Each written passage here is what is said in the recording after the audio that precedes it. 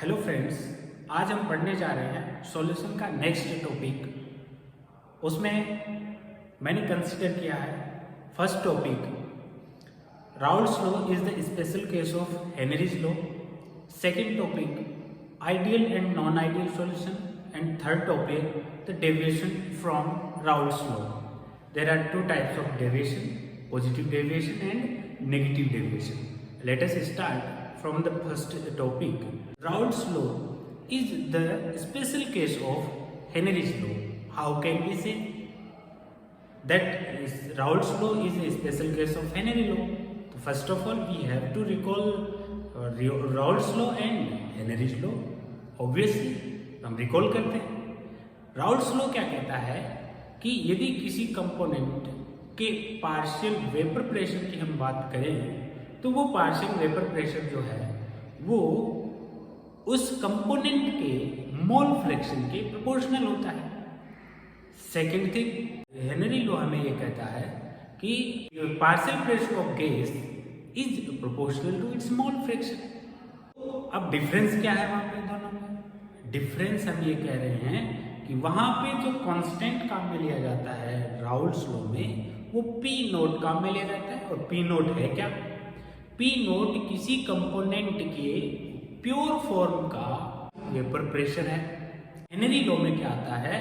Henry law में आता है कि KH is Henry constant. Okay, तो KH और पी नोट का डिफरेंस है।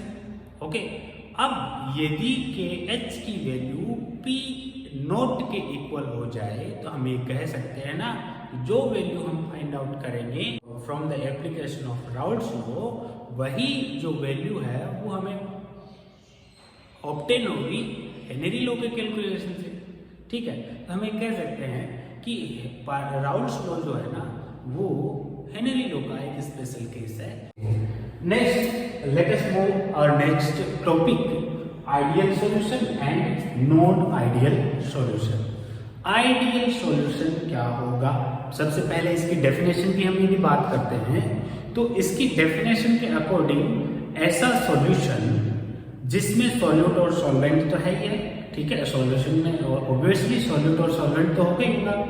ऐसा सॉल्यूशन जो सारी कंसंट्रेशन पर, सभी कंसंट्रेशन पे राउल्ट्स लॉ को ओबे करता है। जैसा मैंने लिखा भी है, फर्स्ट अपना जो डिफरेंस है वो क्या है? The solution which obey the Raoult's law at all the concentrations. Okay, यानी सभी सांद्रताओं पर जो राउल्ट के नियम का पालन करता है वो आदर्श विलयन कहलाता है। इसको हम आइडियल सॉल्यूशन कहते हैं। ओके, आदर्श विलयन कहते हैं। नेक्स्ट अपना क्या हो गया? Non ideal solution. तो नॉन आइडियल सॉल्यूशन किसे कहेंगे?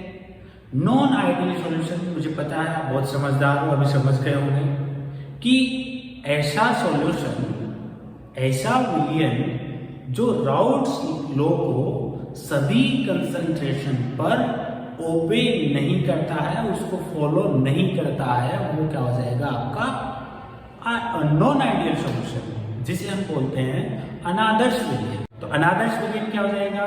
जो राउल्ट के नियम को पालन नहीं करता है। सेकंड हमने बात की थी एंथैल्पी। आप सब जानते होंगे एंथैल्पी यानी हीट कंटेंट जिसे हम बोलते हैं। जब आप सॉल्यूशन फॉर्म कर रहे हो तो सॉल्यूशन फॉर्मेशन में आपको पता होता है कि आप सॉल्यूट और सॉल्वेंट को मिक्स करते हो।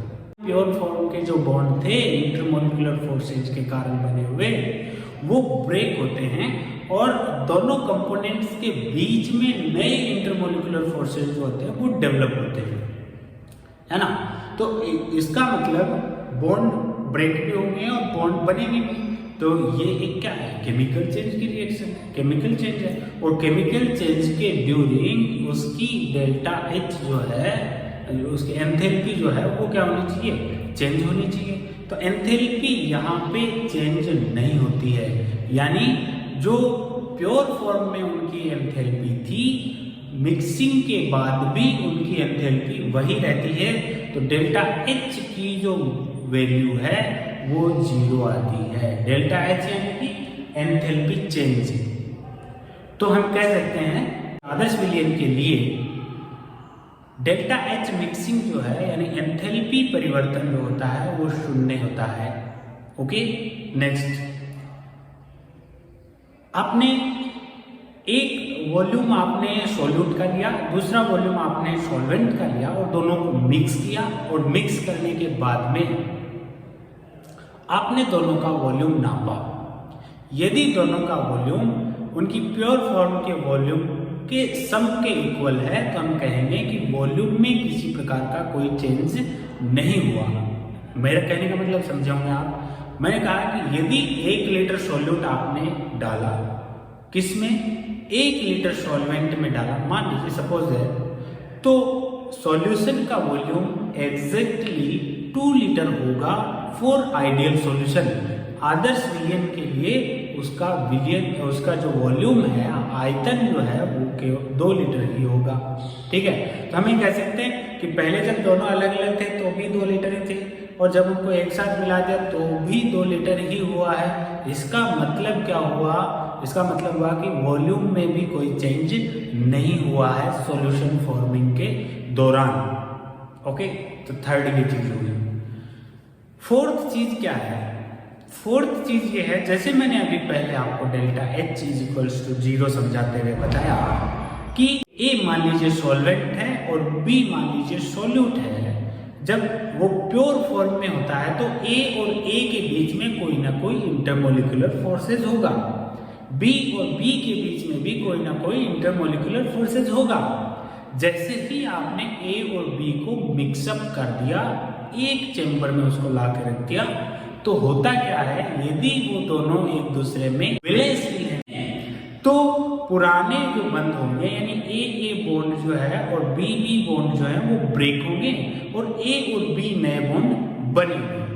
यदि इनकी स्ट्रेंथ की हम कंपैरिजन करें कि ए और बी के बीच में बना हुआ नया इंटरमोलिकुलर बॉन्ड और ए और बी के बीच का पुराना इंटरमोलिकुलर बॉन्ड जो है वो दोनों यदि सेम स्ट्रेंथ के हैं तो हम ये कहेंगे कि उनके बॉन्ड की स्ट्रेंथ में कोई चेंज नहीं आया। जैसा बॉन्ड उनके पहले थे वैसे ही बॉन्ड उनके बाद में बनेंगे। तो जैसी वेपर, जितनी वेपर वो पहले फॉर्म कर रहे थे उतनी ही वेपर वो अब सॉल्यूशन में आने के बाद भी प्रोड्यूस करेंगे।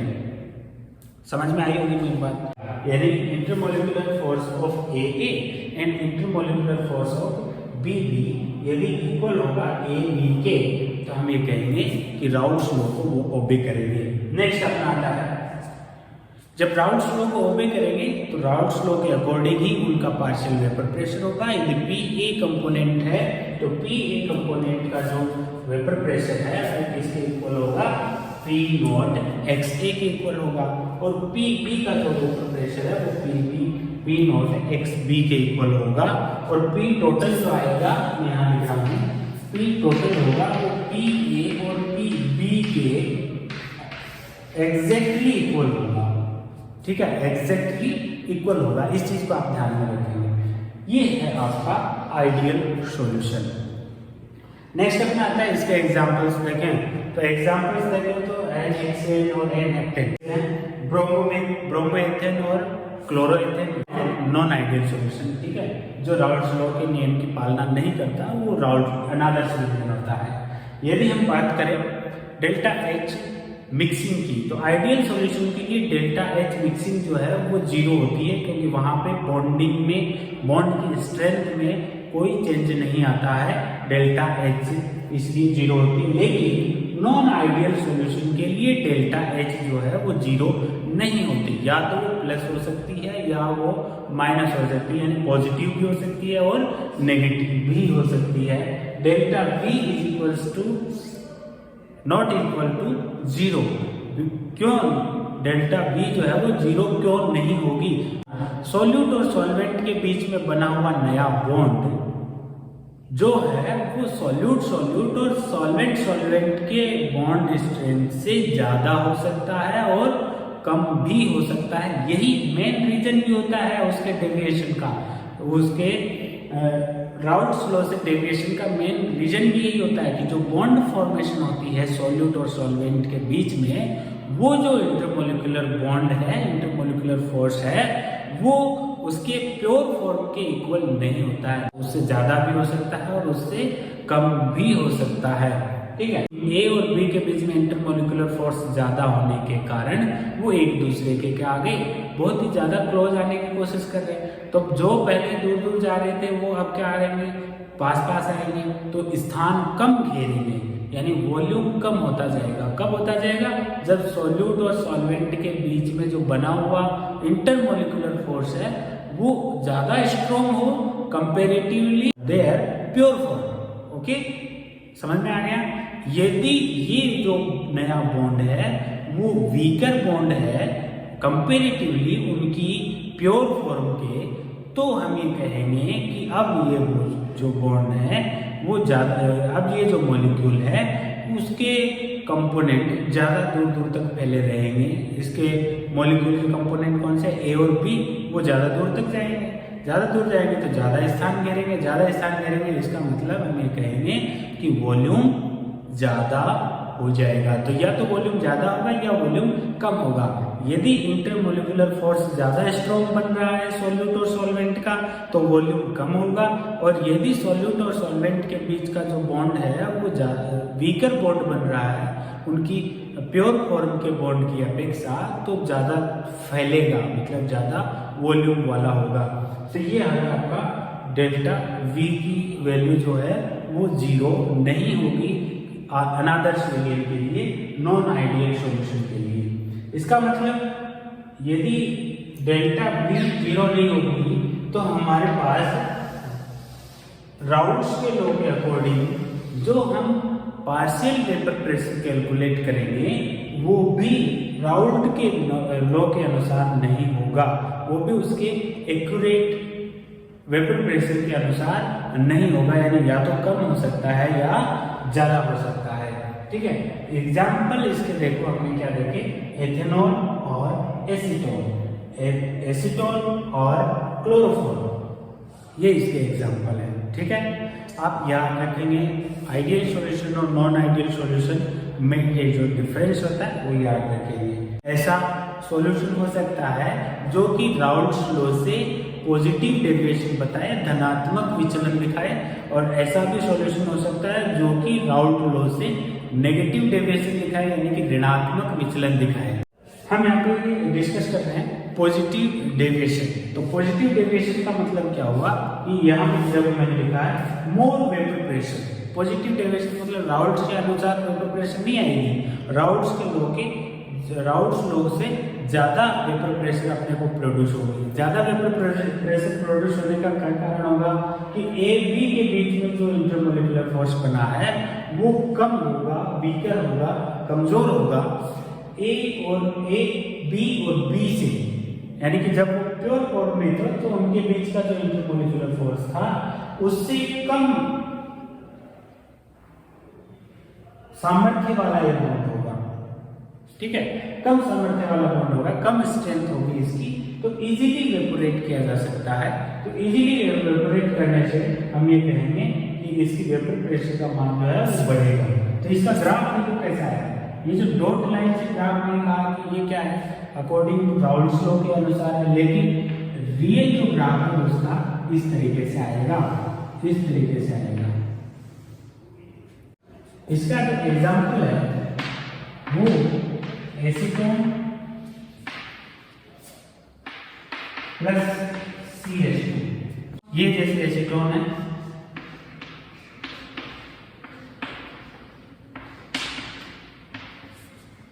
इसमें इसकी इलेक्ट्रोनेगेटिविटी ज्यादा है तो इसके पार्शियल नेगेटिव और इसके पार्शियल क्या आएगा, पॉजिटिव चार्ज रहेगा। दूसरा जो एसीटोन है ये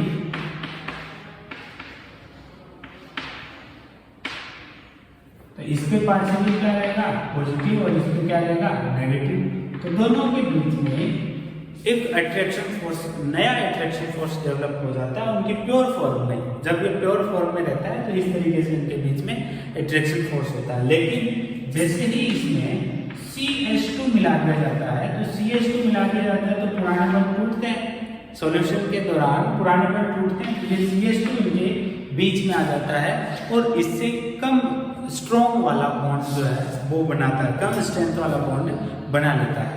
ठीक है, तो हम ये कहेंगे अब इसका जो वेपर है वो ज़्यादा बनेगी। अब वेपर ज़्यादा बनेगी मतलब वेपर प्रेशर उसका ज़्यादा होगा, जो हम राउल्ट्स लॉ के अकॉर्डिंग कर रहे थे उससे ज़्यादा वेपर प्रेशर हमारे पास आएगा। नेक्स्ट आता है अपना नेगेटिव डेविएशन सॉल्यूशन। तो नेगेटिव डेविएशन कैसे प्रदर्शित करता है कोई भी सॉल्यूशन, कि नेगेटिव डेविएशन का मतलब है लो वेपर प्रेशर बनेगी, वेपर लो बनेगी, लो वेपर बनेगी, कम वेपर बनेगी। इसका मतलब क्या है कि बॉन्ड जो बना है वो स्ट्रॉन्ग बॉन्ड बना है। अब सॉल्यूट और सॉल्वेंट के बीच का जो बॉन्ड है वो स्ट्रॉन्ग बॉन्ड है।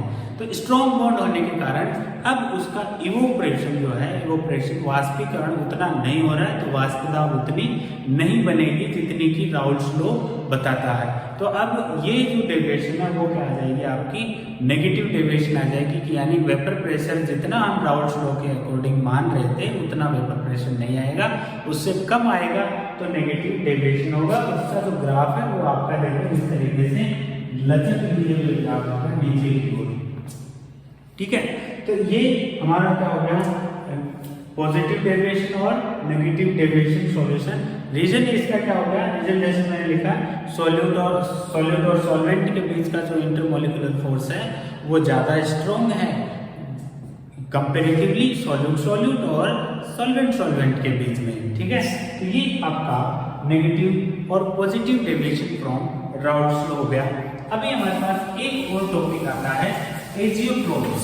एजियोट्रोप्स हिंदी में यदि हम इनको कहें तो स्थिर क्वाथी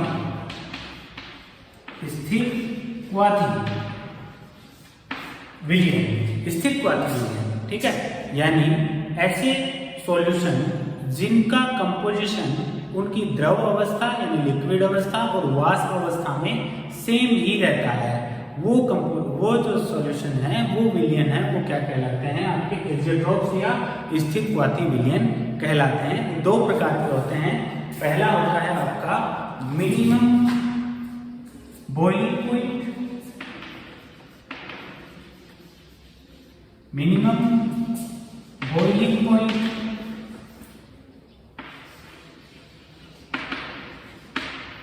दूसरा आपका होता है मैक्सिमम बॉइलिंग पॉइंट।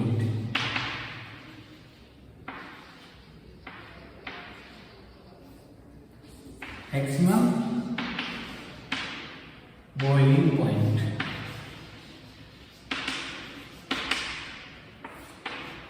दो तरीके के आपके एजियोट्रोप्स होंगे, मिनिमम बॉइलिंग पॉइंट एजियोट्रोप्स और मैक्सिमम बॉइलिंग पॉइंट एजियोट्रोप्स। इनको मिनिमम बॉइलिंग पॉइंट टर्म कहां से आई मिनिमम बॉइलिंग पॉइंट की, कि ऐसे सॉल्यूशन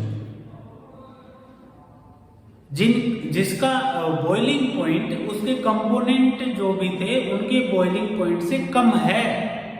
मान लीजिए एक कोई ए है जिसका बॉइलिंग पॉइंट मान लीजिए 27 डिग्री सेंटीग्रेड था, बी जो था जिसका बॉइलिंग पॉइंट मान लीजिए 25 डिग्री सेंटीग्रेड था, दोनों को आपने मिक्स किया तो कंपोनेंट बना ए बी आपका एक सॉल्यूशन बना।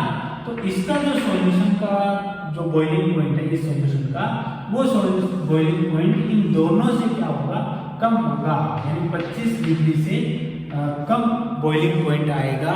तो हम ये कहेंगे इनका मिनिमम बॉइलिंग पॉइंट होगा, इनसे मिनिमम होगा। ठीक है ना, तो ऐसे सॉल्यूशन कौन से सॉल्यूशन होंगे बताइए, कौन से सॉल्यूशन होंगे, पॉजिटिवली डेविएशन वाले होंगे या नेगेटिव डेविएशन वाले होंगे। आप देखेंगे कि बॉइलिंग पॉइंट कम हो गया, इसका मतलब क्या हुआ, इजीली इवोपरेशन किया जा सकता है, मतलब वेपर प्रेशर जिनकी ज्यादा बन सकती है, और वेपर प्रेशर जिसकी ज्यादा बन सकती है वो कौन से होंगे, positively deviated non ideal solution होंगे। ठीक है ना, हम ये कह सकते हैं कि मिनिमम बॉइलिंग पॉइंट एजियोट्रोप्स वो होते हैं जो राउल्ट्स लॉ से पॉजिटिव डेविएशन शो करते हैं। Next maximum boiling point, I think you have understand about maximum boiling point azeotropes, क्योंकि आपने ये समझ लिया तो ये भी अपने आप समझ में आ जाएगा कि जो कंपोनेंट हैं उनका यदि जो हमने इसी एग्जांपल में फिर पढ़ते हैं, इसी एग्जांपल से ए का 27 और बी का 27 था और ए भी मिलाने पर ए भी एक सॉल्यूशन हो गया। और इस सॉल्यूशन का यदि 27 से ज्यादा बॉइलिंग पॉइंट है तो हम ये कहेंगे कि अब बॉइलिंग पॉइंट बढ़ गया, तो मैक्सिमम बॉइलिंग पॉइंट हो गया। तो मैक्सिमम बॉइलिंग एजियोट्रॉप्स क्या होंगे, जिनका क्वथनांक है वो बढ़ गया, सॉल्यूशन का बॉइलिंग पॉइंट अब बढ़ गया। सॉल्यूशन का बॉइलिंग पॉइंट बढ़ गया मतलब उसका वेपोरेशन अब आसानी से नहीं होगा, वेपोरेशन नहीं होगा आसानी से, अब मुश्किल से वेपोरेशन होगा, मतलब वेपर प्रेशर कम होगा। वेपर प्रेशर कम होगा किससे, जब वेपर प्रेशर हम राउल्ट्स लॉ से क्या कर रहे थे, कैलकुलेट कर रहे थे, उससे कम होगा।